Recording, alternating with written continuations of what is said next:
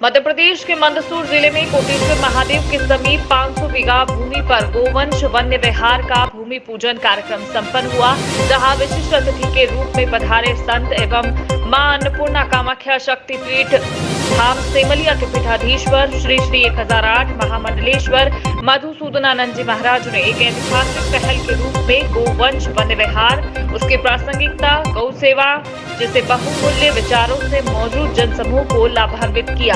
वहीं उन्होंने हो रही गो हत्याओं पर ठोस कदम उठाए जाने की बात भी जनता जनार्दन से की है। इसके अतिरिक्त चंबल नदी के पुनरुत्थान सहित सनातन धर्म का बिगुल भी महाराज श्री ने फूंका, जहां मौजूद युवा तरुणाई को महाराज श्री ने जोश से सराबोर किया, मातृभूमि के प्रति अपने दायित्वों का साक्षात्कार भी करवाया। आपको बता दें कि यह भूमि पूजन कार्यक्रम संतों के सानिध्य में संपन्न हुआ। इस अवसर पर संत श्री भीमाशंकर महाराज, संत श्री सुनील शर्मा, संत गोशरण जी महाराज सहित सांसद सुधीर गुप्ता, केंद्रीय गृह मंत्री हरदीप सिंह डंग, जिला अध्यक्ष नानालाल आचोलिया, स्थानीय जनप्रतिनिधि, पार्टी पदाधिकारी और गणमान्य नागरिक भी उपस्थित रहे। Bureau report, citizen voice, Mandsaur, Madhya Pradesh. Singh ji को काली पगड़ी में देखा था माथे पर, तब मुझे कुछ समझ नहीं आया।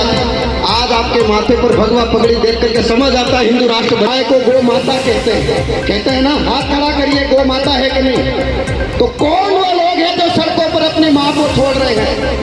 कौन वो लोग हैं जो अपने बूढ़े माता पिता को वृद्धाश्रम छोड़ रहे हैं? और कौन वो लोग हैं जो बच्चों को अनाथ आश्रम छोड़ रहे हैं? मैं, मंत्री जी या कौन है? आज हम बच्चे नहीं संभाल पाए तो हमने अनाथ आश्रम खोल दिया। हम माँ बाप को नहीं संभाल पाए इसलिए हमने वृद्धाश्रम खोल दिया।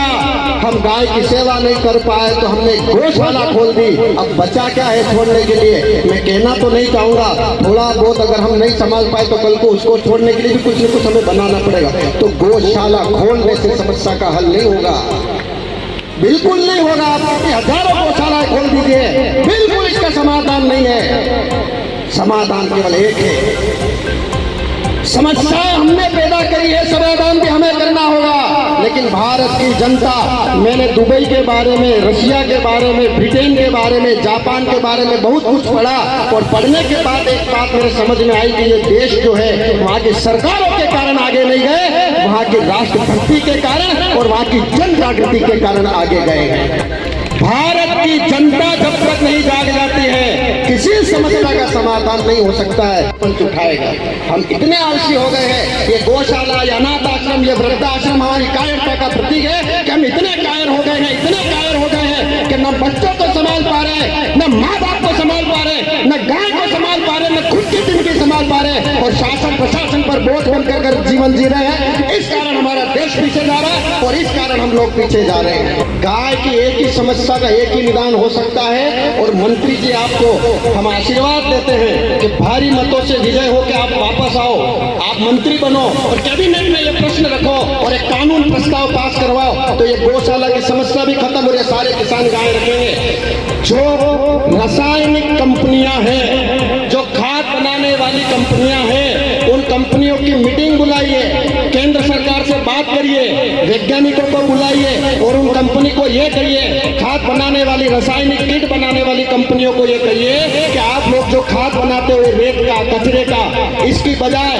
20 रुपए लीटर में गोमूत्र और 50 रुपए किलो किसान से आप गोबर खरीदिए। एक भी गाय सड़क में अगर नजर आ जाए तो बता देना, बताइए। तो ये होना चाहिए कि नहीं होना चाहिए? गाय क्यों छोड़ी जा रही है, इस पे चिंतन करो तो चिंतन यही निकलता है कि 25 रुपए लीटर दूध, यही है ना? क्यों काचरा दरबार 2000 रुपए की खर खिलाता है किसान, 25 रुपए वो दूध बेचता है। अच्छा ईमानदारी से बताओ वो क्या कमाएगा? अभी गाय की स्थिति क्या है? गाय धर्म नीति में और राजनीति के बीच में फंस गई है। उसको वहां से निकाल के अर्थनीति से आप जोड़ दो तो किसानों का भी भला होगा और देश का भी भला होगा। ये होना चाहिए। पॉलिसी लाइए देश के अंदर तो गायों का भी उद्धार होता है। जो अपने राष्ट्र के प्रति समर्पित हो, जो राष्ट्र का अन्न खाता है, राष्ट्र की धरती पर रहता है और राष्ट्र के अंदर रह करके राष्ट्र की भागीदारी में अपना सहयोग न दे, वो राष्ट्र का सबसे बड़ा गद्दार है।